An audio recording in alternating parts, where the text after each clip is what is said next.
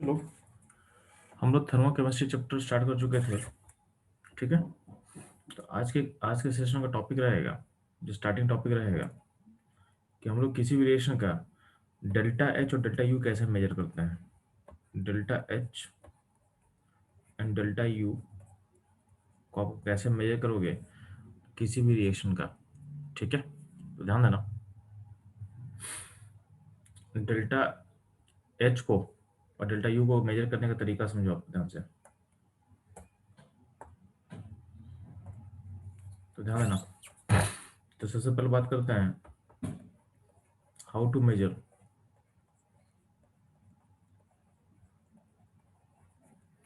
Delta U of any any reaction. ठीक है। अगर मानते हैं कोई रिएक्शन आर से पी जा रहा है, इस आर से पी जाने वाले रिएक्शन का डेल्टा यू हम कैसे मेजर करेंगे। तो बोला क्या गया है कि इस रिएक्शन को जो रिएक्शन को दिख रहा है, इस रिएक्शन को करना को क्लोज वेसल में। कहाँ करना है आपको? करना है क्लोज वेसल में। ठीक है। तो इस रिएक्शन को हम करेंगे क्लोज वेसल। क्लोज वेसल बोलने से बेटर बोलेंगे एक रिजिड एंड क्लोज वेसल हम लेंगे। ठीक है। इस वेसल के अंदर इस रिएक्शन को परफॉर्म करो। ये जो रिएक्शन जो आर से पी है वो इसके इसके अंदर परफॉर्म करना। ठीक है।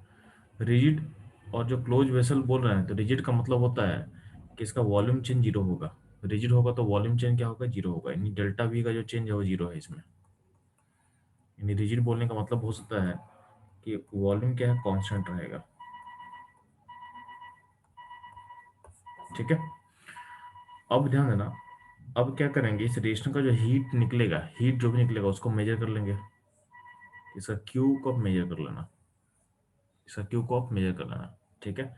जो क्यू आप मेजर करोगे वो कांस्टेंट वॉल्यूम पे मेजर करोगे। तो ये इस क्यू को हम लिख सकते हैं क्यू भी,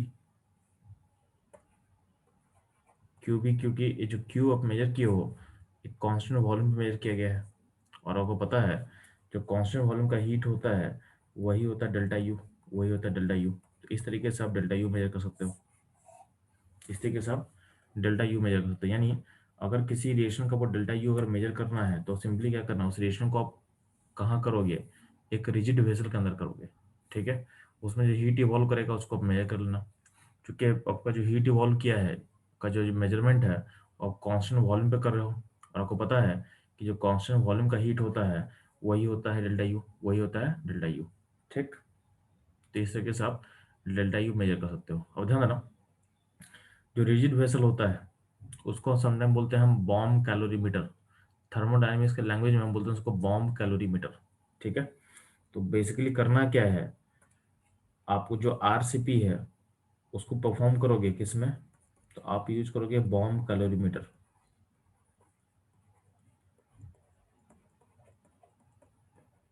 बॉम्ब कैलोरीमीटर होता क्या है? तो बेसिकली कुछ नहीं है, एक रिजिड वेसल होता है। एक रिजिड वेसल होता है।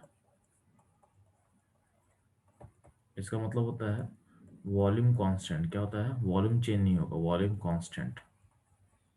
ठीक है। तो bomb calorimeter is a rigid vessel. उसका वॉल्यूम क्या होगा? कांस्टेंट होगा। उसका वॉल्यूम क्या होगा? कांस्टेंट होगा। इसके बाद क्या करना है आपको? ठीक है।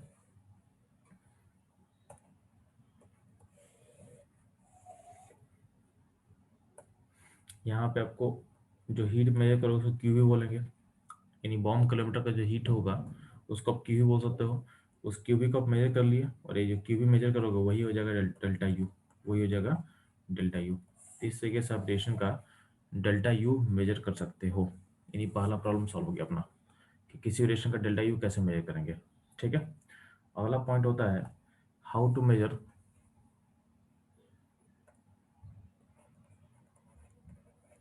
How to measure delta H यानी enthalpy change of any reaction. तो how to measure delta H of any reaction. यानी डेल्टा एच का मतलब क्या होता है? चलो, इंथैल्पी चेंज। क्या होता है? Enthalpy change. तो किसी भी रिएक्शन का इंथैल्पी चिन्ह कैसे मेजर करते हैं वो लोग, ठीक है। तो इंथैल्पी चिन्ह को आप कैसे मेजर करोगे, तो ध्यान देना।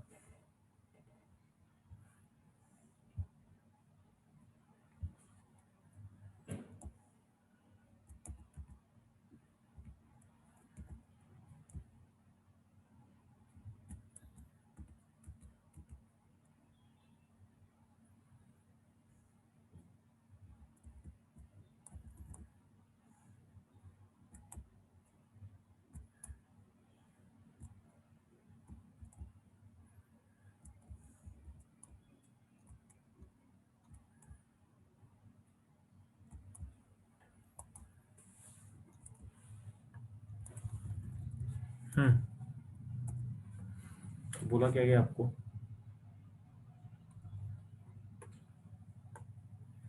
को आपको डेल्टा एच को मेजर करना है ना। तो इसका पहला स्टेप क्या होगा, जब भी आपको डेल्टा एच मेजर करना है किसी भी रिएक्शन का, ध्यान देना, मान लेते हैं कि आर से पी एक रिएक्शन है, उसका आपको डेल्टा एच मेजर करना है। तो आप इस रिएक्शन को परफॉर्म करोगे ओपन वेसल में, यानी रिएक्शन होगा ओपन वेसल में, यानी जो आर से पी हम बात कर रहे हैं उसको आप परफॉर्म करोगे ओपन वेसल में। ओपन वेसल का मतलब क्या होगा, प्रेशर कांस्टेंट है, इसका मतलब क्या है, पी इक्वल टू कांस्टेंट। आपका प्रेशर क्या है, कांस्टेंट है। अब इस कांस्टेंट प्रेशर पे इसमें जो हीट निकलेगा उसको आप मेजर कर लो। इस हीट को हम क्यूपी लिख सकते हैं, इस हीट को हम क्यूपी लिख सकते हैं। और आपको पता है कांस्टेंट प्रेशर का जो हीट होता है, कांस्टेंट प्रेशर का जो हीट होता है उसी को हम डेल्टा एच बोलते हैं। तो इसे कैसे आप डेल्टा एच को मेजर कर सकते हो, यानी जब रिएक्शन को परफॉर्म करोगे ओपन वेसल में और हीट को मेजर कर लोगे, हीट को आप मेजर कर लोगे, तो वही हो जाएगा इंथैल्पी चेंज, वही हो जाएगा इंथैल्पी चेंज, पहला तरीका। सेकंड तरीका ध्यान देना, आपको एक रिलेशन मिल चुका है, delta H equal to delta U plus delta N G R T. तो अगर आपके पास डेल्टा यू का वैल्यू पता है, आपको डेल्टा यू का वैल्यू मिल गया है, तो सिंपली क्या करना, आप रिएक्शन का जो आर से पी रिएक्शन है उसका डेल्टा एन जी पता कर लेना, ठीक है। तो डेल्टा एन जी पता कर लोगे तो इस रिलेशन में पुट कर देना, तो आपको डेल्टा एच मिल जाएगा। अब ध्यान देना, इसमें इसमें ध्यान दोगे कि डेल्टा, इसमें आप यूनिट का ध्यान देना। ध्यान देने का मतलब क्या बोलना चाह रहे हैं हम, डेल्टा एच जनरली होता है किलो जूल में, ठीक है। तो अगर एक किलो जूल में होगा तो जो एन जी आर टी है, एन जी आर टी में जो आर टी का जो वैल्यू आप निकालोगे ना, तो अगर आर का वैल्यू आप लेते हो, अगर 8.314 लेते हो, तो इससे आपका वैल्यू जूल में निकलता है, जूल में निकलता है। तो इस वैल्यू को डिवाइड करो 1000 से, यानी delta N G R T वाले वैल्यू को जब डिवाइड करो 1000 से, तो ये वैल्यू कन्वर्ट होगा किलो जूल में, ठीक है। तो अगर मान लेते हैं कि डेल्टा एच अगर जो किलो जूल में दिया होगा, तो अगर आर को लोगे 8.314 और टी होगा केल्विन में, तो उस केस में क्या करोगे, उसके वैल्यू को 1000 से डिवाइड करना, तब आपको आंसर निकलेगा किलो जूल में इसका। तो बस यूनिट का आपको ध्यान देना पड़ेगा, आपको यूनिट का इसका ध्यान देना पड़ेगा, ठीक है। तो डेल्टा एच को मेजर करने का दो तरीका वो समझा दिए। इसके अलावा ध्यान देना,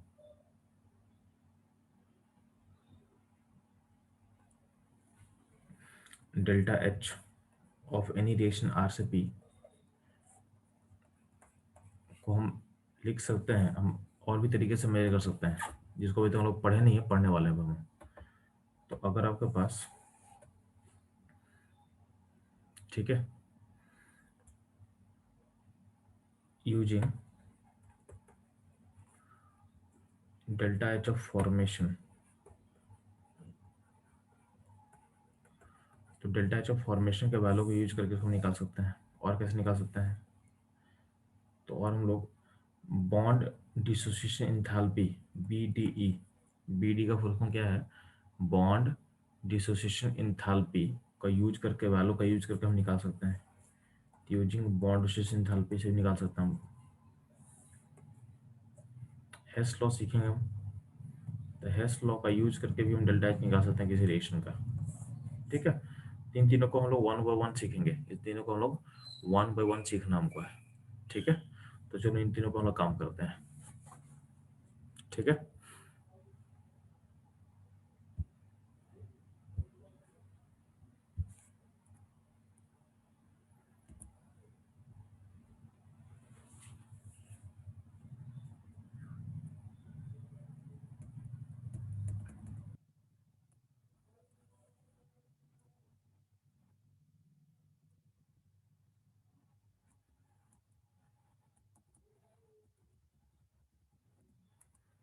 ध्यान देना आपके सामने एग्जांपल दिया हुआ है कि अगर कोई रिएक्शन है आर से पी, तो अगर आर से पी जा रहा है कोई भी, तो उसका एक अपना क्या होगा, डेल्टा एच, उसे उसका एक इंथैल्पी चेंज होगा। उस इंथैल्पी चेंज को बोलते हैं डेल्टा एच ऑफ रिएक्शन। तो डेल्टा एच ऑफ रिएक्शन का मतलब होता है किसी भी रिएक्शन का इंथैल्पी चेंज, किसी भी रिएक्शन का इंथैल्पी चेंज। ठीक है, तो आपका रिएक्शन जो आर से पी है उसको हम ऐसा लिख सकते हैं क्या, जो आपका आर है उसको हम लिख दे रहे हैं कि आपका रिएक्टेंट है ए और बी, और आपका जो पार्ट है सी और डी है, उसको हम ऐसा लिख सकते हैं a into a plus b into b give c into c and d into d, यानी जो small a B C d है, small a B C d है, आपके बैलेंस इक्वेशन का कोएफिशिएंट है, आपके बैलेंस इक्वेशन का कोएफिशिएंट है। ठीक है, अब ध्यान देना हमको इस रिएक्शन का इंथैल्पी चेंज निकालना है। ठीक है, तो अगर अगर मान लेते हैं, अगर मेरे को प्रोडक्ट का एनर्जी पता हो, एनर्जी ऑफ प्रोडक्ट पता हो, और एनर्जी ऑफ रिएक्टेंट पता हो, एनर्जी ऑफ रिएक्टेंट पता हो, तो सिंपली अगर हम करेंगे energy of product minus energy of reactant, तो हमको डेल्टा एच मिल जाएगा। यानी डेल्टा एच का मतलब क्या होता है, एनर्जी का चेंज, ये हमको मिल जाएगा। ठीक है, अब ध्यान देना हम लोग क्या अब एनर्जी ऑफ प्रोडक्ट और एनर्जी ऑफ रिएक्टेंट कैसे निकालेंगे, तो क्वेश्चन में अगर मेरे को दिया रहेगा कि एनर्जी ऑफ जो सी और डी है और ए और बी है, उसका अगर हमको एनर्जी दिया रहेगा, तो एनर्जी का हम चेंज निकाल सकते हैं। तो ध्यान देना केमिस्ट्री में एनर्जी को हम बोल सकते हैं इंथैल्पी। तो एनर्जी और इंथैल्पी ऑलमोस्ट सेम ही चीज है केमिस्ट्री के लिए। ठीक है, एनर्जी या इंथैल्पी सेम ही चीज है केमिस्ट्री के लिए। ठीक, तो बोला क्या गया है कि आपका जो इंथैल्पी है, आपका जो इंथैल्पी है वो डिफाइन होता है पर मोल, पर मोल, तो पर मोल के डिफाइन होता है, यानी इंथैल्पी का टर्म डिफाइन होता है एक मोल के लिए। ठीक है, और हम बोल क्या रहे हैं कि अगर मान लेते हैं कि ए बी सी और डी सबका इंथैल्पी मेरे पास दिया हुआ है, ए, ए का एच बोला गया है, बी के लिए बोला गया एच बी, सी के लिए बोला गया एस सी, और डी के बोला गया एस डी, तो सबको इंथैल्पी मिल गया सबका। ठीक है, अब ध्यान देना तो हमको इंथैल्पी का चेंज निकालना है, तो अगर बोलते हैं और बोल रहे हैं कि प्रोडक्ट का इंथैल्पी नेट कितना होगा, तो प्रोडक्ट में सी और डी है, सी और डी का मोल क्या है, तो मोल है स्मॉल सी और स्मॉल डी है, तो c into s c, c into s c plus d into s d. ठीक है, ये हो गया टोटल इंथैल्पी ऑफ प्रोडक्ट,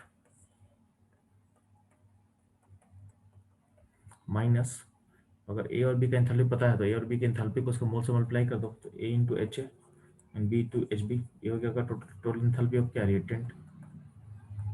इन दोनों का डिफरेंस निकाल लो, इन दोनों का डिफरेंस निकालोगे तो आपको डेल्टा एच ऑफ रिएक्शन मिल जाएगा, आपको डेल्टा एच ऑफ रिएक्शन मिल जाएगा। ठीक है, तो ये तरीका होता है इंथैल्पी चेंज निकालने का। बात समझ में आ रहा है आप लोगों को। अब यहाँ प्रॉब्लम क्या है कि enthalpy of A B C D हमको कैसे मिलेगा, क्योंकि इंथैल्पी क्या है, एनर्जी है। एनर्जी को मेजर करने के लिए सबसे पहला पॉइंट क्या होता है, हमको एक रेफरेंस फ्रेम डिफाइन करना पड़ेगा, क्योंकि एनर्जी का एब्सोल्यूट वैल्यू क्या होगा किसी को नहीं पता है। अगर एनर्जियों को मेजर करना होगा तो हमको अपना एक फ्रेम डिफाइन करना पड़ेगा, तभी हम एनर्जी को डिफाइन कर सकते हैं। ठीक है, बिना फ्रेम के हम एनर्जी डिफाइन कर नहीं सकते, यानी किसको अपना हम जीरो मानेंगे, यानी किसको फ्रेम लेके हम मेजरमेंट करने वाले हैं वो हमको पता होना चाहिए। ठीक है, तो enthalpy of A B C D से पहले हमको अपना फ्रेम बताना पड़ेगा कि मेरा फ्रेम ऑफ रेफरेंस क्या होगा, किस किसको लेके हम मेजरमेंट करने वाले हैं। ठीक है, अब ध्यान देना इसी को यूज करके अगर इस रिएक्शन को बोले एंथैल्पी चेंज क्या होगा, तो एंथैल्पी चेंज के लिए क्या है, सिंपली यहाँ पे प्रोडक्ट क्या है, प्रोडक्ट है कैल्शियम कार्बोनेट, और रिएक्टेंट क्या है CO1 CO2 है, तो एंथैल्पी ऑफ रिएक्शन क्या होगा, तो enthalpy of calcium carbonate minus enthalpy of calcium oxide and enthalpy of CO2, तो अल्टीमेटली क्या होगा, आपका एनर्जी का चेंज मिल गया, और जो एनर्जी का चेंज मिल गया तो वही आप उसको दे सकते हो enthalpy of reaction. Enthalpy of reaction. ठीक है, enthalpy change in the reaction. अगर मान लेते हैं कि अगर ये जो भी हम चेन निकाल रहे हैं, चेन को हम निकालेंगे अगर हम स्टैंडर्ड कंडीशन पे, इस चेन को हम निकालेंगे स्टैंडर्ड कंडीशन पे, मतलब प्रेशर 1 बार एंड टेम्परेचर 273 बोल रहे हैं, 298 लिखना, यहाँ पर 298 लिखोगे आप। थर्मो का स्टैंडर्ड कंडीशन होता है प्रेशर 1 बार और टेम्परेचर होता है 298 केल्विन होता है, यानी 25 डिग्री सेंटीग्रेड होता है। इस कंडीशन पे क्या होता है, हम लोग इंथैल्पी के सिंबल में ऊपर एक नोट सिंबल ला देते हैं, एक जीरो जैसा सिंबल ला देते हैं, इसको बोलते हैं नोट बोलते हैं। ठीक है, तो ये जब भी नोट सिंबल लगा रहेगा इसका मतलब क्या है, कंडीशन आपका स्टैंडर्ड है, कंडीशन आपका स्टैंडर्ड है। ठीक है,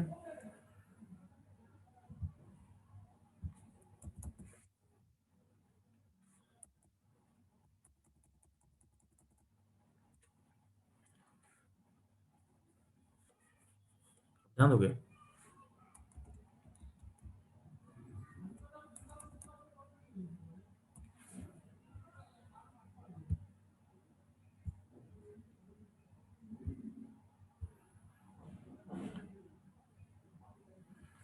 जो हम बात किए थे डेल्टा एच का, तो डेल्टा एच ऑफ वेरिएशन एक सुपर सेट है। तो डेल्टा एच ऑफ वेरिएशन का मतलब क्या होता है, किसी भी रिएक्शन का एनर्जी चेन को हम बोलते हैं डेल्टा एच ऑफ वेरिएशन।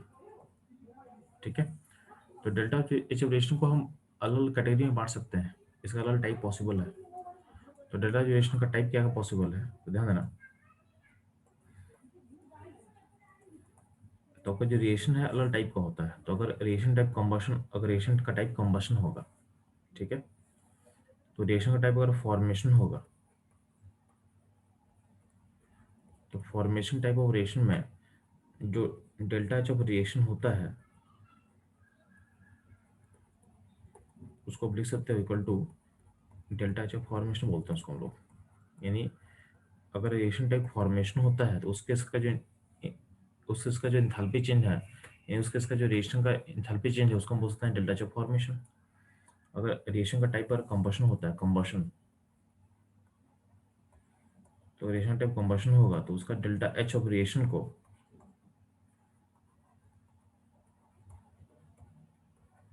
हम बोलेंगे डेल्टा एच ऑफ कंबशन।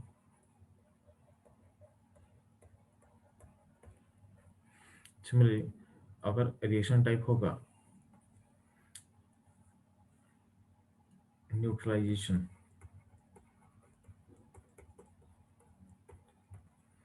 तो इस न्यूट्रलाइजेशन रिएक्शन का जो इंथैल्पी चेंज है, इसका जो डेल्टा एच ऑफ रिएक्शन होगा उसके लिए वर्ड यूज किया गया है डेल्टा एच ऑफ न्यूट्रलाइजेशन।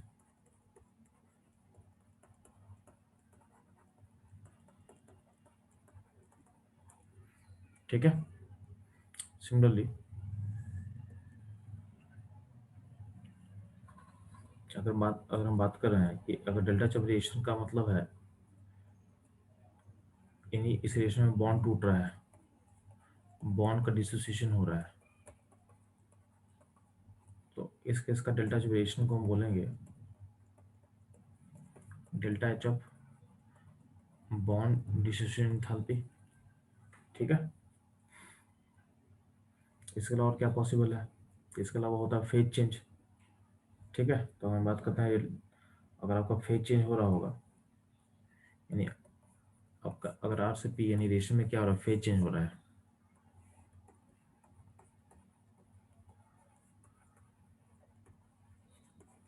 तो फेज चेंज में क्या होता है,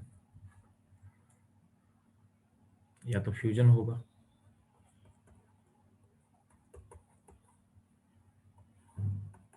ठीक है, फ्यूजन मतलब मेल्टिंग, या तो वेपराइजेशन होगा,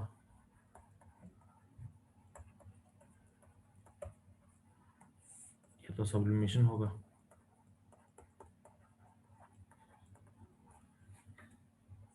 या तो कंडेंसेशन होगा।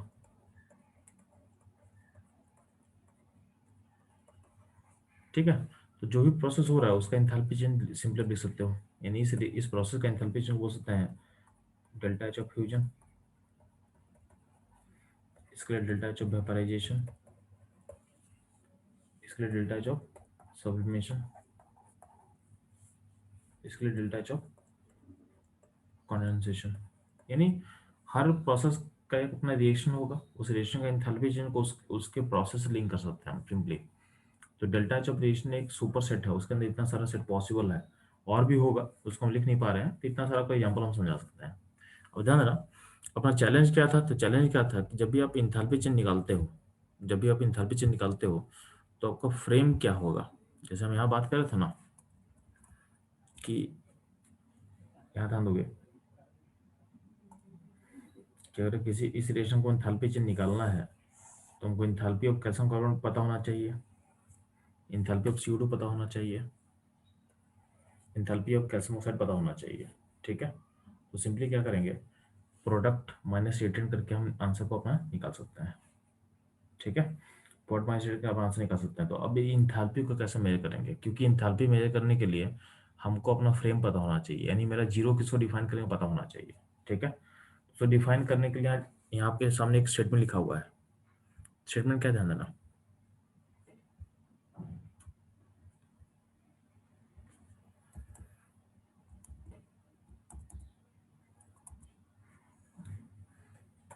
तो ध्यान देना बोला हुआ है at standard condition enthalpy of most stable form of element is zero. तो आपके स्टैंडर्ड कंडीशन पे, मतलब जब प्रेशर 1 बार होता है और टेम्परेचर 298 केल्विन होगा, इस कंडीशन पे आपका एलिमेंट का जो मोस्ट स्टेबल फॉर्म होता है, मोस्ट स्टेबल फॉर्म होता है, उसका एंथैल्पी को आप जीरो मानोगे, उसका एंथैल्पी को आप जीरो मानोगे, यही आपका फ्रेम होता है, यानी उसके एंथैल्पी को आपको जीरो ज्यूम करना है। ठीक है, तो ध्यान देना, जैसे मान लें कि ऑक्सीजन का मोस्ट स्टेबल फॉर्म क्या होता है, O2, तो O2 के लिए जीरो होगा। Cl2, क्लोरीन के लिए क्या स्टेबल फॉर्म क्या होगा, Cl2 जीरो होगा। ब्रोमीन का स्टेबल स्टेट क्या होता है, तो ब्रोमीन का स्टेबल स्टेट होगा Br2, लिक्विड स्टेट होता है। इसको मैं फिर से लिख दे रहा हूँ ताकि बेटर समझ में आ जाए, तो ध्यान देना।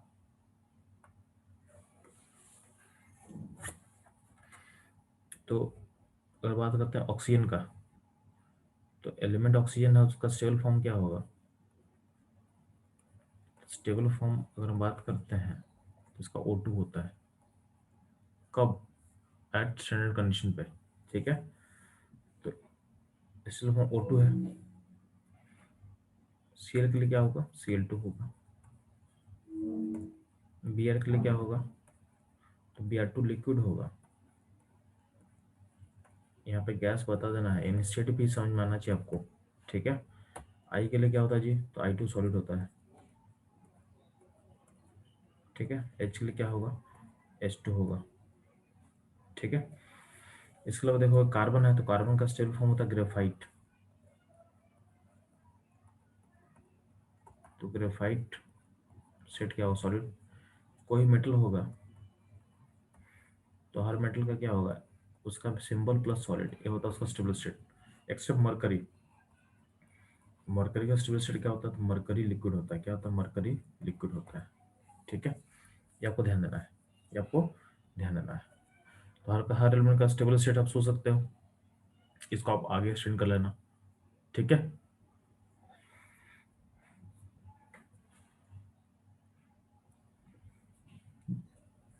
ठीक है, अब ध्यान देना, अगर कोई बोलेगा तो इन सारे स्टेबल स्टेट का जो इंथैल्पी चेंज होता है उसको जीरो बोल सकते हो आप। स्टेबल फॉर्म का इंथैल्पी इंथैल्पी क्या होगा, तो इनका इंथैल्पी जीरो होता है, इनको इनका एनर्जी को हम जीरो मानते हैं, इंथैल्पी इक्वल टू जीरो होगा। ठीक है, तो इन सारे का इंथैल्पी चेंज जीरो होगा। और लेकिन मान ले कि अगर आपके पास आएगा ओ का ओजोन हो जाएगा, इसका इंथैल्पी नॉन जीरो होगा। अगर आप Br को लिख रहे हो Br2 गैस, तो Br2 gas is no stable form, तो इसका इंथैल्पी नॉन जीरो होगा। I2 गैस लिख दिए, तो I2 गैस का इंथैल्पी भी जीरो जीरो नहीं होगा। ठीक है, कार्बन मानते हैं, अब डायमंड लिख दिया, सी डायमंड, तो diamond is not stable form, तो इसका इंथैल्पी को जीरो नहीं लिख सकते हो। ठीक है, मान लेते हैं मेटल का सेट, मान लेते हैं आप लिख रहे हो आयरन लिक्विड, तो आयरन का स्टेबल फॉर्म, आयरन सॉलिड होता है, लिक्विड नहीं होता, तो इसका इंथैल्पी को जीरो नहीं लिख सकते हो। ठीक है, तो ये आपको ध्यान देना है कि इंथैल्पी चेंज जीरो किसको माना गया, तो एलिमेंट का स्टेबल फॉर्म को। एलिमेंट का स्टेबल फॉर्म क्या होता है आपको लिख दिए हैं, ठीक है। इस एलिमेंट के स्टेबल फॉर्म में अगर मान लें सल्फर होगा तो सल्फर के लिए कभी कभी एसिड एसिड लिख सकते हो, तो कभी कभी सल्फर सॉलिड लिखा जाता है, दोनों चलेगा, दोनों चलेगा, ठीक है। तो दोनों चलेगा, ठीक है। फॉस्फोरस होगा, मान लेते हैं फॉस्फोरस के लिए P4 लिख सकते हो, या कभी कभी P4 को पी सॉलिड लिख सकते हैं, तो भी चलेगा। तो ये सब का एंथैल्पी को आप जीरो बोल सकते हो, इन सब का एंथैल्पी को आप जीरो बोल सकते हो। तो जितना स्टेबल फॉर्म एलिमेंट का है आप उसकी एंथैल्पी को जीरो बोल सकते हैं, ठीक है।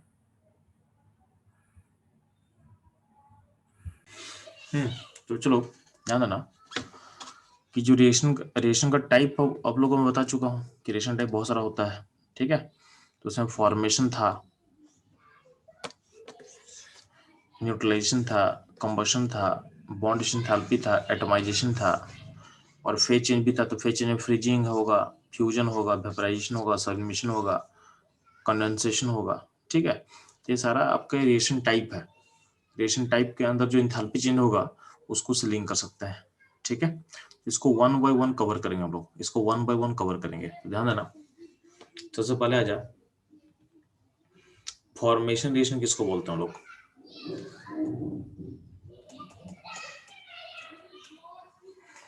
तो किसी फॉर्मेशन को कैसे डिफाइन किया, ध्यान देना आप लोग।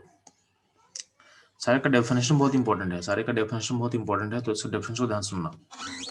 तो फॉर्मेशन रिएक्शन डिफाइन कैसे किया गया है, तो when one mole of compound is form from its element in their stable state. फिर से मैं रिपीट कर रहा हूँ, when one mole of compound is formed from its element in their stable state, then enthalpy change is known as formation enthalpy, ठीक है। फिर से मैं रिपीट कर रहा हूँ इसको, फॉर्मेशन enthalpy किसको बोलते हैं, तो when one mole of compound, यानी कंपाउंड का एक मोल होना चाहिए, is formed from its element in their stable state, then enthalpy change is known as formation enthalpy, ठीक है। इसका मतलब एग्जाम्पल अगर हम दिया हुआ है कि फॉर्मेशन कब बोलेंगे, जैसे एग्जाम्पल मान ले कि हमको कैल्शियम कार्बन को लिखना है, तो फॉर्मेशन का मतलब क्या होता है जानना।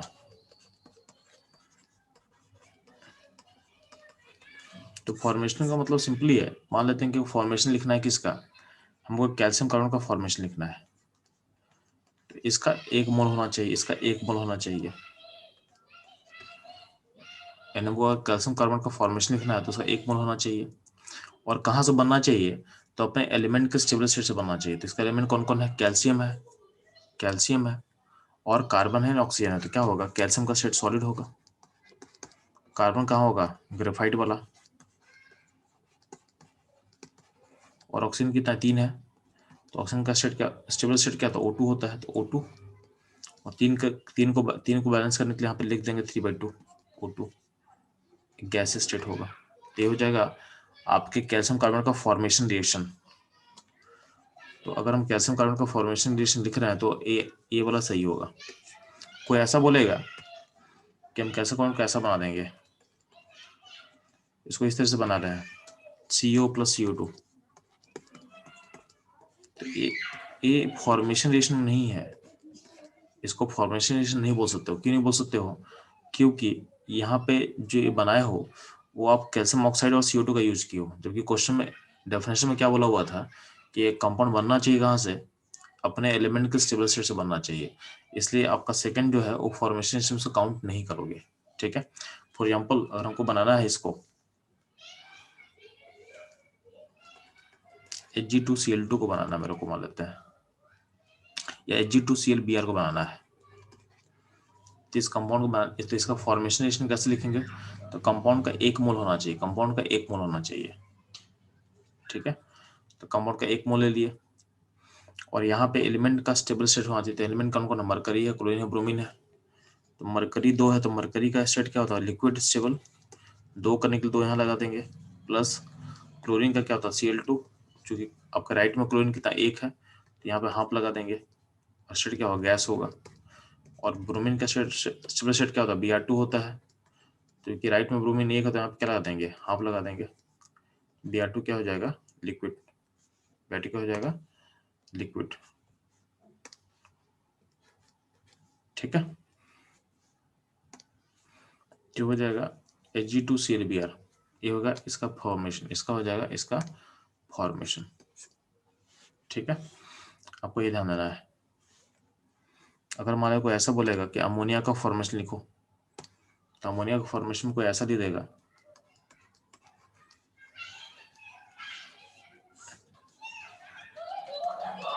N2+3H2, तो ये गलत हो जाएगा। गलत क्यों होगा, क्योंकि इसमें अमोनिया 2 मोल कर दिया, अब यहाँ पर 2 लिख दिया, ये गलत हो गया। क्योंकि आपके डेफिनेशन में क्या बोला गया था कि एक प्रोडक्ट बनना चाहिए 1 मोल, तो यहाँ पे 2 नहीं लिख सकते आप। तो इसको सही क्या होगा इसका, तो सही इसको ऐसा होगा, अमोनिया 1 मोल कहाँ से बना है, अपने एलिमेंट के स्टेबल स्टेट से बना होगा, N2+H2 होगा। यहाँ पे 3/2 लगा देना, यहाँ पे हाफ लगा देना। अब सही हो जाएगा, अब ये सही हो जाएगा। ठीक है, फॉर्मेशन का मतलब आपका जो प्रोडक्ट है उसका एक ही मोल होना चाहिए। फॉर्मेशन में ये ध्यान देना, प्रोडक्ट इज ऑलवेज 1 मोल। ठीक है, और बनना कहाँ, इसको बनना कहाँ से है, तो अपने एलिमेंट के स्टेबल स्टेट से इसको बनना है।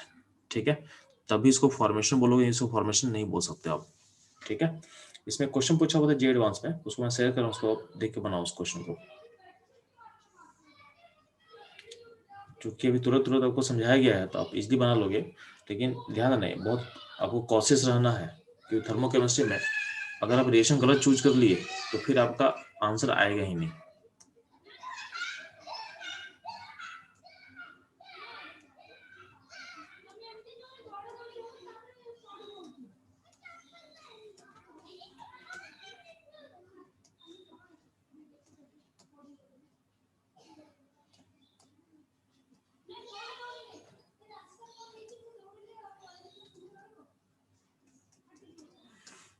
क्वेश्चन नंबर देखना, 11 नंबर देखना, क्वेश्चन नंबर 11।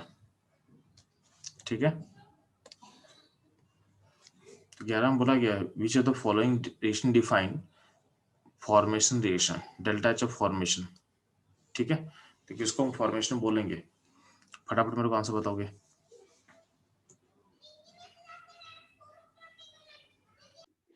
तो बच्चों लोग, क्वेश्चन 11 में जो है उसे फॉर्मेशन किसको बोलेंगे, तो ध्यान देना। तो आपको समझ में आना चाहिए फॉर्मेशन में होना चाहिए कंपाउंड का 1 मोल। तो आपका जो ऑप्शन सी है उसमें कंपाउंड का 2 मोल है, तो इसको हटा दो। ठीक है, बाकी जो 1 मोल है, अब जो ऑप्शन डी है, ऑप्शन डी में देखो इसका फॉर्मेशन बनना किसे चाहिए था, अपने एलिमेंट के स्टेबल स्टेट से बनना चाहिए था। बस ऑप्शन डी है, डी में सीओ क्या है, कंपाउंड है, तो कंपाउंड तो यूज होता नहीं फॉर्मेशन में, इसको हटा दो। ठीक है, ऑप्शन जो ए है, ए में कार्बन का डायमंड फॉर्म यूज किया गया है, जो कि स्टेबल नहीं है, तो इसको भी हटा दो आप। तो लास्ट बचा क्या, तो ऑप्शन बी, बी में होता एच एफ, एच एफ का 1 मोल दिया हुआ है और इसको अपने स्टेबल स्टेट से बनाया गया है, एच का H2 और एफ का F2 दिया गया है। ठीक है, तो option B is a correct answer. तो ऑप्शन बी जो होगा करेक्ट होगा 11 का।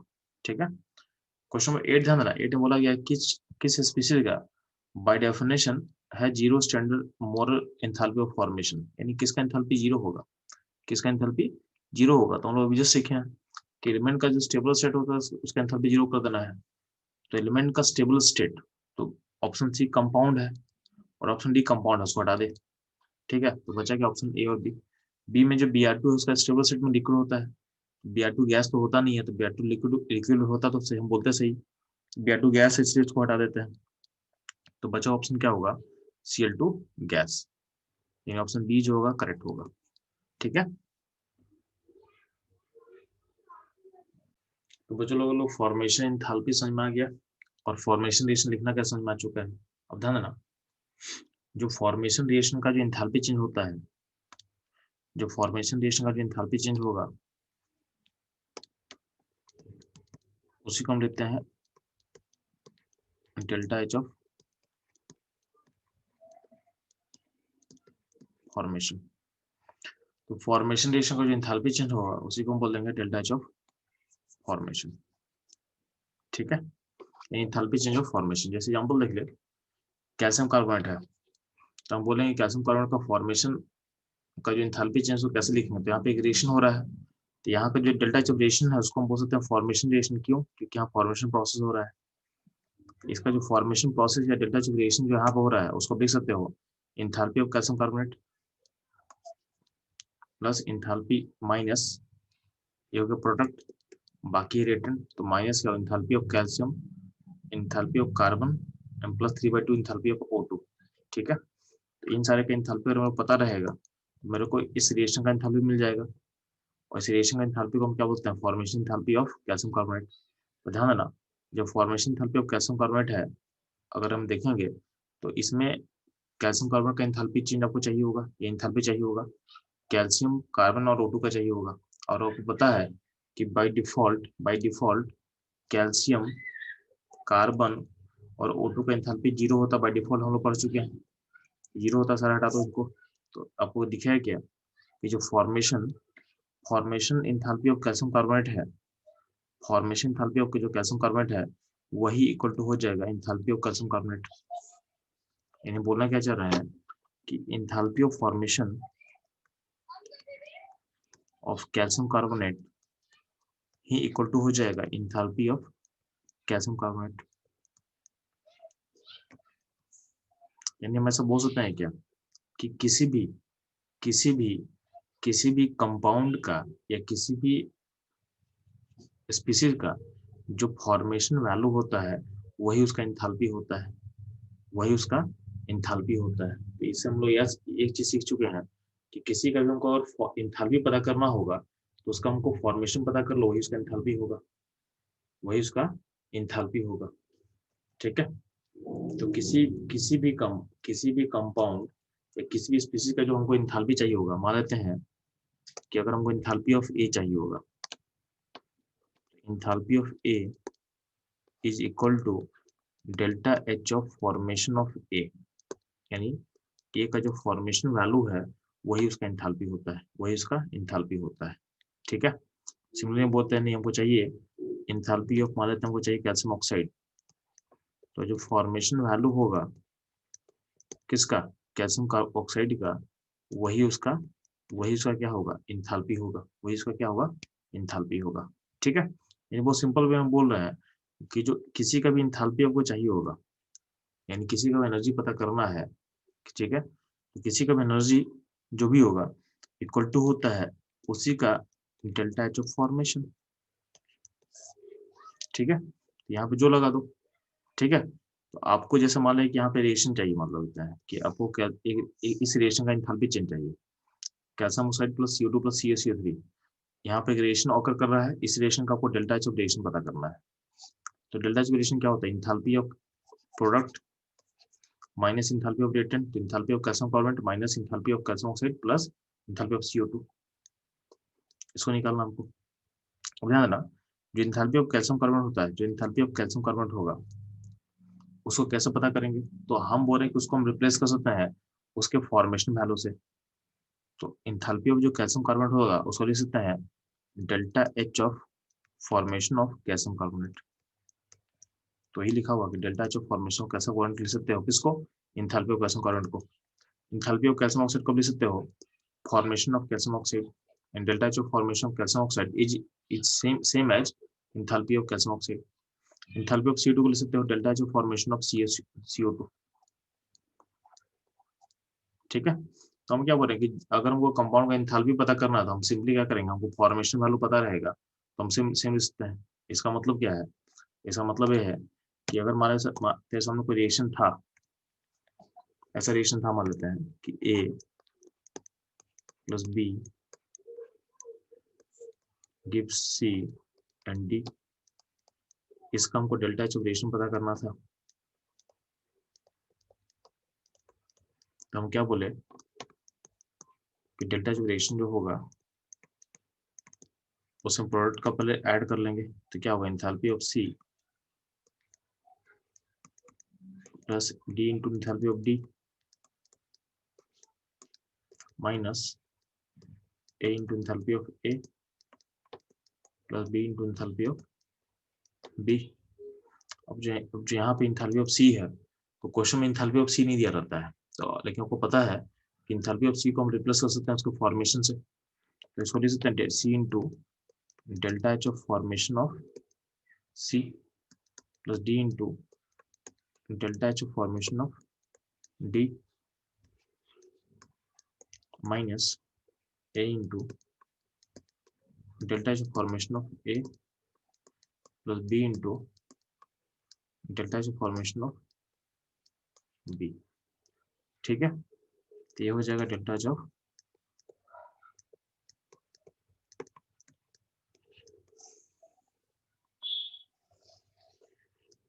ये होगा डेल्टा ऑफ रिएक्शन। तो आपको क्वेश्चन में क्या रहता ना, क्वेश्चन को फॉर्मेशन दे देगा, फॉर्मेशन वैल्यू दे देगा मतलब आपको एंथैल्पी दे दिया है, तो सिंपली क्या करना, अपवर्ड का सारा वैल्यू को ऐड कर लेना, माइनस 18 का वैल्यू को ऐड कर लेना। ठीक है, तो आपका आंसर आ जाएगा, यानी आप डेल्टा एच ऑफ रिएक्शन निकाल सकते हो। तो ये जो पहला पार्ट था कि हम लोग डेल्टा एच कैसे पता करते हैं, तो डेल्टा एच पता करने के लिए हम बता दिए कि हम लोग फॉर्मेशन का यूज करके पता कर सकते हैं। तो ये पहला पार्ट खत्म हुआ, हम लोग इसको तो पता कर लिया था ना, using delta H of formation. तो डेल्टा किसी भी रिएक्शन का डेल्टा एच पता करने के लिए हम फॉर्मेशन का वैल्यू यूज करके हम निकाल सकते हैं। तो पहला पार्ट खत्म हो आपके साथ कि फॉर्मेशन का वैल्यू यूज करके कैसे हम डेल्टा एच निकालते हैं। तो सिंपली क्या करते हैं, प्रोडक्ट का फॉर्मेशन को ऐड करेंगे सारे को और माइनस 18 का कर देंगे, तो मेरा आंसर आ जाएगा, मेरा आंसर आ जाएगा। ठीक है, ये पार्ट पहला पार्ट खत्म हुआ आपका। अब बचा हुआ है बॉन्ड वैल्यू बचा हुआ है और हेस लॉ बचा हुआ है, इसका यूज करके हम डेल्टा एच रिएक्शन कैसे पता करते हैं। ठीक है, उससे पहले हम लोग रिएक्शन का टाइप समझते हैं। ठीक है, तो आपको रिएक्शन टाइप हम समझा चुके हैं ऑलरेडी कि आपका रिएक्शन का टाइप होता है। ठीक है, तो आप लोग फॉर्मेशन टाइप समझ में आ गया, फॉर्मेशन का मतलब क्या होता है। ठीक है, फॉर्मेशन हो चुका है। नेक्स्ट हम लोग सीखेंगे बाकी रिएक्शन का टाइप समझेंगे कि हर टाइप का मतलब क्या होता है, हर टाइप का मतलब क्या होता है, और उसको धीरे धीरे लिंक करेंगे डेल्टा एच रिएक्शन से। ठीक है, ध्यान है जो फॉर्मेशन था यहाँ पे देखना ध्यान से, तो आपके सामने बहुत सारे कंपाउंड्स का फॉर्मेशन रिएक्शन लिखा हुआ है। तो बस अब एक बार गो थ्रू हो जाओ, ये सारे का फॉर्मेशन सही लिखा हुआ गलत लिखा हुआ है।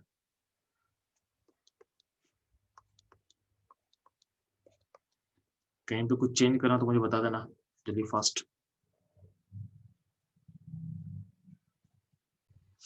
तो बच्चों लोग जहाँ जहाँ चेंजेस था हम कर दिए, यहाँ पे CCl4 का स्टेट में लिक्विड लगा दिए, बेंजीन वाले स्टेट में लिक्विड लगा दिए और यहाँ पे 6 लगा दिए ग्रेफाइट के लिए। ठीक है, SO2 का जो सल्फर का स्टेट सॉलिड होगा वो बता दिया आपको। तो ये कुछ चेंजेस था, इस चीज को कर दिया गया। तो आपको देखो फॉर्मेशन रिएक्शन लिखना होता है उसमें कंपाउंड का एक मोल होना चाहिए और कंपाउंड का जो स्टेट होगा वो लिखना मेंशन करना पड़ेगा। ठीक है, कहाँ से बनेगा, तो अपने एलिमेंट के स्टेबल स्टेट से बनेगा। ठीक है,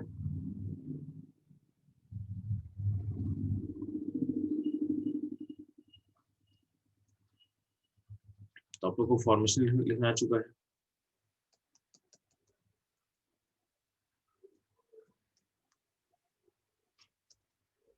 अब ध्यान देना, अगर मान लेते हैं कि अगर आपके क्वेश्चन में आपको बॉन्ड तोड़ने का नहीं दिया हुआ है तो कैसे आप डेल्टा च ऑपरेशन निकालते हैं, तो ध्यान देना।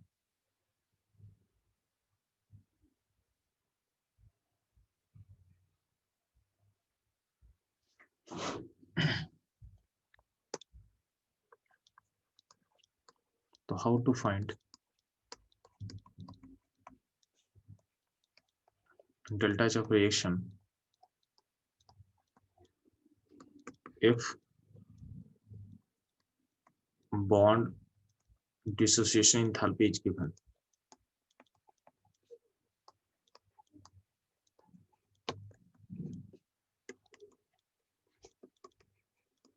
तो अगर आपको बॉन्ड डिसोसिएशन एंथैल्पी दिया रहेगा तो आप डेल्टा H रिएक्शन कैसे निकालते हो उसको ध्यान देना। तो इस समय आपको आपका इसके लिए आपको एग्जांपल लेके चलता हूँ। मान लेते हैं आपको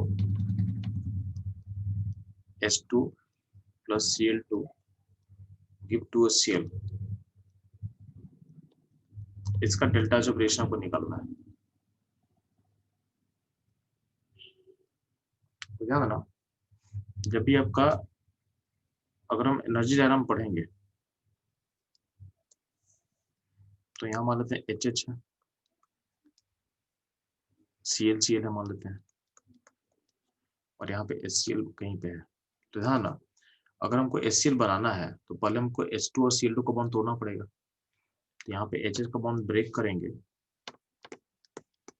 और यहाँ पे ClCl का बॉन्ड ब्रेक करेंगे। तो हम बताना क्या चाह रहे हैं कि अगर हमको HCl बनाना है तो हमको HH और ClCl का बॉन्ड को तोड़ना पड़ेगा।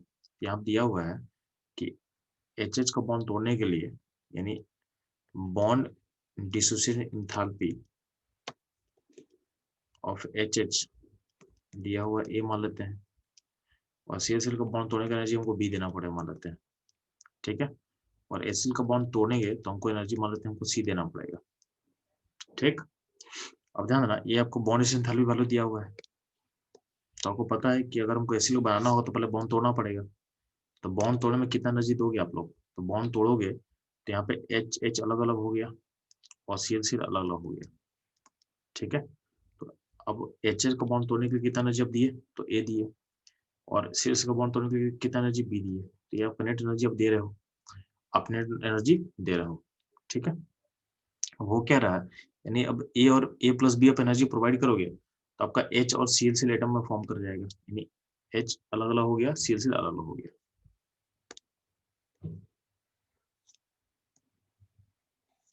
ठीक है। तो आप A और B एनर्जी अगर देते हो तो आपका बॉन्ड क्या हो रहा है, ब्रेक करके एटम में कन्वर्ट हो गया। अब एसिल बनेगा, मान लेते हैं एसिल बनेगा, तो बॉन्ड बन रहा है, तो बॉन्ड बन रहा है, तो अब आपको पता होना चाहिए जब बॉन्ड बनता है तो एनर्जी रिलीज होता है, एनर्जी रिलीज होता है, तो कितना एनर्जी रिलीज होगा। अब क्वेश्चन में दिया हुआ है कि एसिल का बॉन्ड तोड़ने के लिए आपको सी एनर्जी देना पड़ेगा, आपको सी एनर्जी देना पड़ेगा। तो एसिल का बॉन्ड अगर बनेगा तो उतना ही एनर्जी बाहर निकलेगा नेगेटिव में। इसका मतलब जब एसिल का बॉन्ड बन रहा होगा तो दोनों से माइनस सी एनर्जी बाहर निकला होगा। यानी इस पूरे प्रोसेस का अगर एनर्जी चेंज देखें हम, एनर्जी का चेंज देखें तो क्या होगा, आप कितना एनर्जी दिए हो, आप नेट एनर्जी दिए हो A+B, और -2C एनर्जी बाहर गया है, तो नेट एनर्जी का चेंज है। इसी को हम लिख सकते हैं डेल्टा एच ऑफ रिएक्शन, इसी को हम लिख सकते हैं delta H of reaction. Reaction में अल्टीमेटली क्या हुआ कि A+B एनर्जी दिया गया है और -2C एनर्जी बाहर निकला है, ठीक है। इसको हम अगर हम लिखे, इन वैल्यू को अगर हम एसोसिएट करें बॉन्ड एंथैल्पी के टर्म में, तो ए और बी क्या है, तो ए और बी H2 और Cl2 का बॉन्ड तोड़ने का एनर्जी है, और सी एनर्जी क्या है, तो सी एनर्जी है एसिल का बॉन्ड तोड़ने का एनर्जी है। तो इसको अगर आप सोचोगे तो इसको आप ऐसे लिख सकते हो कि आप ए, पहले क्या लिखा गया, तो पहले लिखा गया है H2 और Cl2 का बॉन्ड तोड़ने का एनर्जी लिखा हुआ है, और बाद में माइनस कर क्या लिखा हुआ है, HCl का बॉन्ड तोड़ने का एनर्जी है, HCl का बॉन्ड तोड़ने का एनर्जी है। तो इसको वैसे लिख सकते हो कि delta H of bond enthalpy reactant, यानी पहले आप रिएक्टेंट को लिखो, ठीक है, उसको समेशन कर दो, मतलब समेशन मतलब S2 का हो गया, Cl2 का, सारे मतलब सारे रिएक्टेंट का जो बॉन्ड है वो सारे का जो डिसोसिएशन एंथैल्पी उसको सम कर दो, minus summation of delta H of bond dissociation enthalpy of product, ठीक है। तो ये सिंपली है कि अगर मान लेते हैं कि आपको बॉन्ड डिसोसिएशन एंथैल्पी दिया रहेगा, अगर आपको बॉन्ड डिसोसिएशन एंथैल्पी ये दिया रहेगा और आपसे पूछा जाएगा डेल्टा सेपरेशन होता क्या है, तो सिंपली क्या करना, पहले आप रिएक्टेंट का सारा बॉन्ड डिसोसिएशन एंथैल्पी को ऐड कर लेना, माइनस आप करना bond dissociation enthalpy of product, bond dissociation enthalpy of product, ठीक है। तो इस तरीके से हम डेल्टा सेपरेशन निकाल सकते हैं अगर आपको क्वेश्चन में बॉन्ड डिसोसिएशन एंथैल्पी दिया रहेगा तो, ठीक है। इस पर एग्जांपल कर लेते हैं हम लोग। एग्जांपल क्या है कि मान लिया दिया हुआ है कि एक रिएक्शन है N2 + 2H2 gives N2H4, हमको इसका डेल्टा सेपरेशन फाइंड करना है, इसको फाइंड करना है, और गिवन क्या दिया हुआ है हमको बॉन्ड डिसोसिएशन एंथैल्पी दिया हुआ है, किसका, तो N ट्रिपल बॉन्ड N का दिया हुआ है A, HH का दिया हुआ है B, ठीक है, N सिंगल बॉन्ड N का दिया हुआ है C, और NH बॉन्ड का दिया हुआ है D। तो इन सारे डाटा को यूज करके हमको डेल्टा एच रिलेशन पता करना है। ध्यान देना, इस रिलेशन को देखोगे तो यहाँ पे N2 को लिख सकते हो N ट्रिपल बॉन्ड N लिख सकते हो, H2 को लिख सकते हो H सिंगल बॉन्ड H लिख सकते हो, N2H4 को लिख सकते हो इस तरीके से।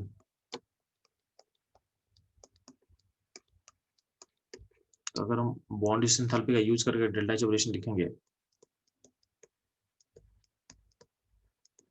तो ध्यान देना, रिएक्टेंट का, तो पहले हम रिएक्टेंट का एंथैल्पी को ऐड करेंगे। तो N ट्रिपल बॉन्ड N तोड़ने में कितना नहीं देना पड़ेगा, H देना पड़ेगा हमको, प्लस H का बॉन्ड तोड़ने के लिए B देना पड़ेगा। बट यहाँ पे 2H बॉन्ड टूटेगा क्योंकि यहाँ 2H2 है, तो 2H बॉन्ड टूटेगा तो क्या होगा, हम 2B देंगे।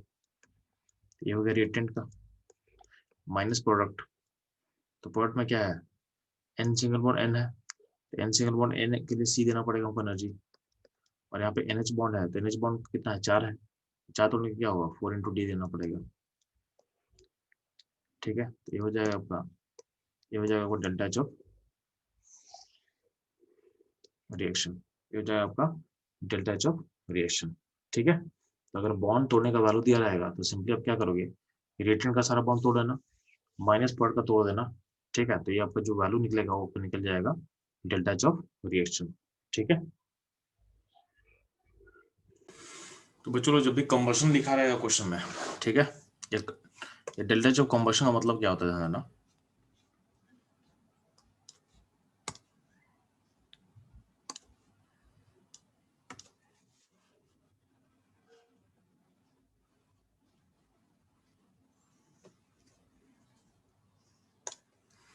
तो डेल्टा एच ऑफ कंबशन का मतलब ध्यान देना आप लोग बच्चे लोग। तो कभी जब भी कंबशन लिखा रहेगा तो कंबशन का जो एंथैल्पी चेंज होता है उसको हम बोलते हैं डेल्टा एच ऑफ कंबशन। तो कंबशन प्रोसेस को लिखने आपको आना चाहिए। तो है ना, कंबशन प्रोसेस में जो कार्बन रहेगा जाएगा CO2 में, सेट होगा गैस, और जो H रहेगा H जाएगा H2 में, सेट होगा लिक्विड। क्या हो, सेट होगा लिक्विड, क्योंकि सारा प्रोसेस कर हम लोग प्रेशर 1 बार पे एंड टेम्परेचर 298 केल्विन पे।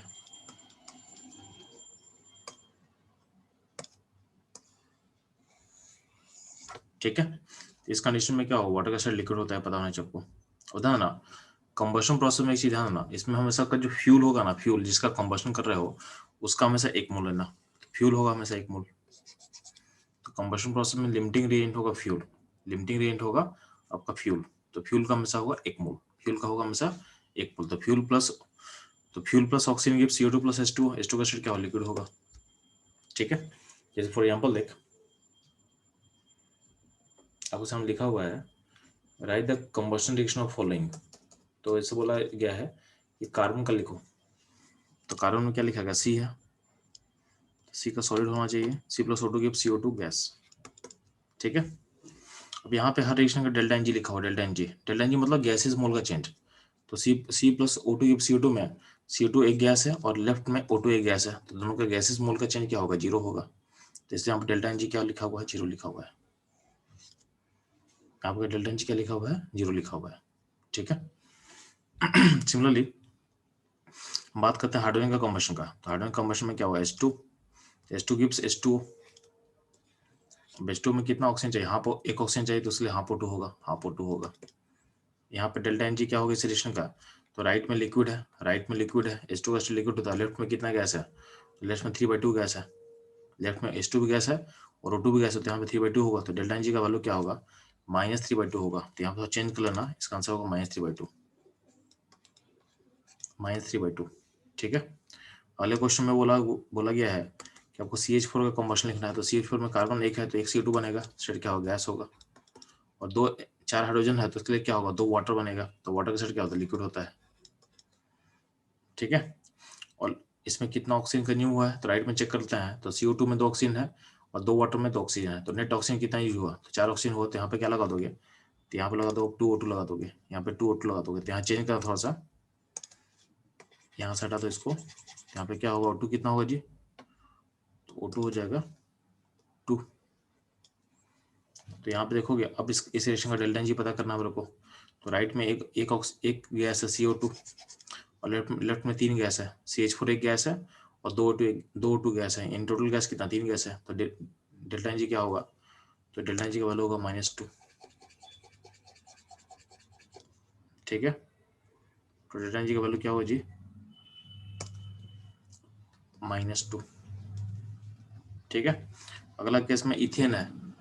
इथेन का बर्निंग रिएक्शन लिखना है, तो इसमें 2 कार्बन तो क्या 2 CO2 होगा और 6H का मतलब क्या होगा, 6H का मतलब होगा 3H2O, स्टेट क्या लिक्विड। अब इसमें देखोगे तो राइट में 2 गैस है, लेफ्ट में कितना गैस है, लेफ्ट में आपको पहले आप O2 को बैलेंस कर लो ना। तो O2 क्या, राइट में कितना O2 है, राइट में आपका 4 + 7 3 7 है, यानी 7O है। तो क्या होगा यहाँ पे 7/2 O2 गैस होगा। तो लेफ्ट में गैस कितना होगा 7/2 प्लस C2H6 का 1 मोल, यानी क्या होगा, तो आपका हो जाएगा 3.5 + 1 4.5 गैस हो जाएगा। और लेफ्ट में कितना गैस है, राइट में गैस कितना है, राइट में 2 गैस है। तो राइट में 2 गैस और लेफ्ट में गैस का नंबर देखिए निकाल ले आप आराम से। तो 3.5 + 1 तो 4.5 हो गया। तो 4.5 - 2 कितना होगा जी, तो 2.5 यानी 5/2। तो आपका डेल्टा एन जी हर केस में क्या आ रहा है, यहाँ पे आएगा -5/2 आएगा। ठीक है, -5/2 आएगा। ठीक, तो आप लोग चलो क्या करोगे, यहाँ पे 3 रिएक्शन और भी दिया हुआ है यहाँ पे नीचे में, उसको देखो कि वहाँ पे कहाँ का आंसर में चेंज करना, मेरे को एक बार क्रॉस चेक कर लो। तो इथेन तो मैं कर चुका हूँ, आप लोग प्रोपेन इन सब का एक बार इक्वेशन चेक कर लो, सारा चीज़ सही है कि नहीं चाहिए, और सबका डेल्टा एन जी चेक कर लो कि डेल्टा एन जी में कहाँ चेंज करना पड़ेगा, या सही है तो ठीक है। ठीक है, जल्दी फास्ट।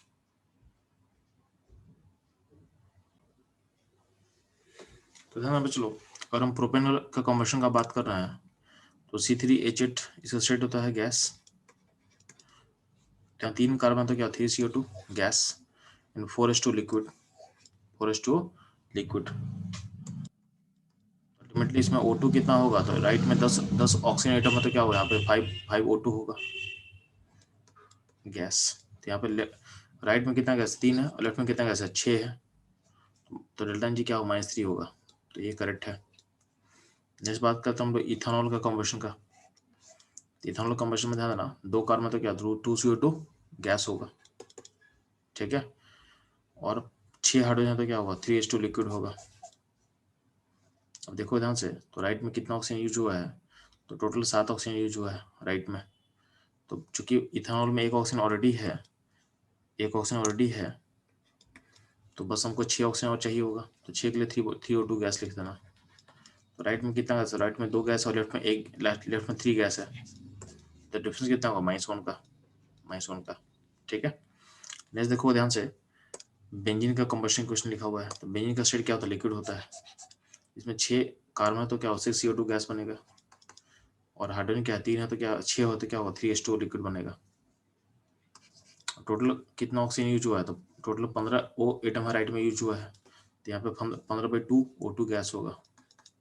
अब डेल्टा एन जी का हम बात कर रहे हैं, तो डेल्टा एन जी कितना होगा, तो राइट में 6 गैस है और लेफ्ट में 7.5 है, यानी क्या होगा 1.5 -1.5 मतलब 3/2 नेगेटिव में। ये होगा आपका डेल्टा एन जी।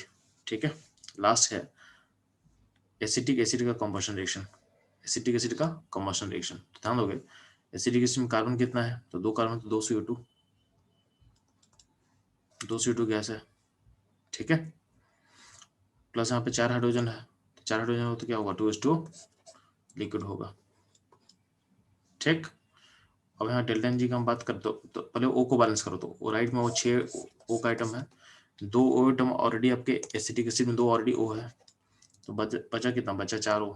4 O के लिए क्या होगा 2 O2 होगा, 2 O2 गैस। ठीक है, तो डिफरेंस कितने का होगा जी, तो राइट में भी 2 गैस है और लेफ्ट में भी 2 गैस है, तो डिफरेंस कितना 0 होगा। तो इस केस का डेल्टा एन जी क्या होगा 0 होगा।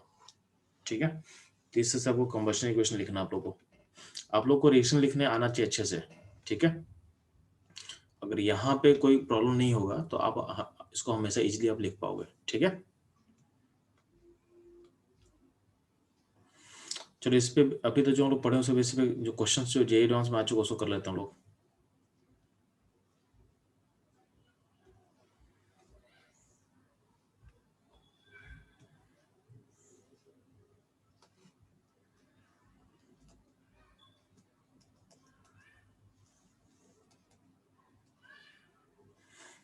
लोग ट्राई करोगे क्वेश्चन पे? चलो आप लोग क्वेश्चन ट्राई करना है 12 नंबर को।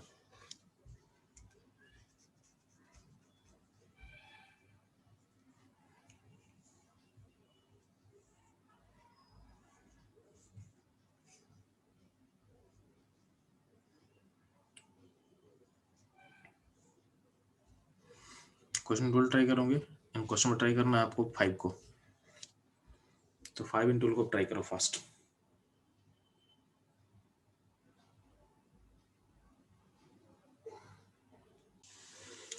तो ध्यान देना, पहला क्वेश्चन में क्या दिया हुआ है, इसका सबको फॉर्मेशन दिया हुआ है, ठीक है।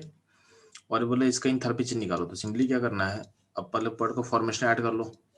तो पॉट में कौन कौन है, CO और H2 है, तो CO और H2 का क्या होगा जी, तो CO और H2 का हो जाएगा -110.5, H2 क्या हो जाएगा -241.8। ये हो गया प्रोडक्ट साइड का। माइनस रिएक्टेंट का क्या होगा, CO2, क्योंकि H2 का तो जीरो होता है, इसका तो जीरो होता है, ये हो जाएगा -393.5, ठीक है। तो ऑलमोस्ट आपको दिख रहा होगा ये वैल्यू क्या आएगा, तो इसमें जो पॉजिटिव वैल्यू हाई है, ठीक है, पॉजिटिव वैल्यू हाई है, इसका मतलब क्या होगा, इसका आंसर पॉजिटिव आना चाहिए, इसका आंसर पॉजिटिव में आएगा। पॉजिटिव में कितना आएगा, तो ऑप्शन होगा बी 41.2, यानी इस प्रोसेस का जो डेल्टा एच होगा, एंथैल्पी चेंज होगा 41.2 किलो जूल होगा पर मोल, ठीक है। ये हुआ क्वेश्चन नंबर 12 का आंसर। बात करते हैं क्वेश्चन नंबर 5 का। तो 5 में ध्यान देना, आपको बॉम्ब कैलोरीमीटर में आपका क्यू दिया हुआ है। तो बॉम्ब कैलोरीमीटर का क्यू क्या होता है, डेल्टा यू के बराबर होता है। तो क्वेश्चन में डेल्टा यू आपको दे दिया है। तो इतना हीट चूंकि इवॉल्व हुआ है, इतना हीट प्रोड्यूस हुआ, इसलिए डेल्टा यू क्या होगा, नेगेटिव होगा। तो डेल्टा यू का वैल्यू कितना, -364.47, इतना हीट आपका ये होगा डेल्टा यू। आपसे बोला कि डेल्टा एच निकालो, तो आपको पता डेल्टा एच क्या होगा, तो delta U plus delta H equal to क्या होता है, delta U plus delta N G R T. इस रिएक्शन का डेल्टा एन जी कितना दिया हुआ है, तो राइट में दो गैस है, लेफ्ट में एक गैस है, तो क्या डेल्टा एन जी क्या होगा, -1 होगा, -1 होगा, ठीक है। तो -1 पुट करके आर टी पुट करेंगे, तो आर का वैल्यू होगा 8.314 और टी का वैल्यू होगा 300 केल्विन के आसपास, ठीक है। तो ये होगा जूल में आंसर। तो किलो जूल करने के लिए 1000 से डिवाइड कर दो, तो 1000 डिवाइड करो तो आप देखोगे माइनस आपका R8 मान लेते हैं 300, यानी -2.4 के लमसम में और ऐड होगा ये, तो डेल्टा एनजीआरटी का वैल्यू होगा -2.4 के लमसम में। तो आपका जो आंसर होगा, तो डेल्टा यू में माइनस और ऐड कर दो -2.4 को, तो आपका आंसर होगा माइनस ये वाला आंसर। यानी डेल्टा एच का वैल्यू, चूंकि डेल्टा एन जी नेगेटिव है तो उससे कुछ कम होगा, डेल्टा यू से कुछ कम होगा, तो डेल्टा यू से कुछ कम आंसर एक ही दिया हुआ है, कौन सा, ऑप्शन ए दिया हुआ है। तो आपका ऑप्शन ए जो होगा करेक्ट होगा, ठीक है। ये हुआ क्वेश्चन नंबर 5 का आंसर, ठीक है।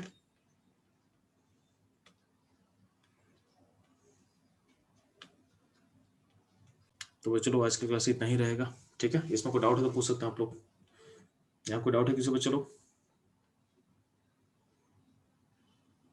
यहाँ पे किसी को डाउट है,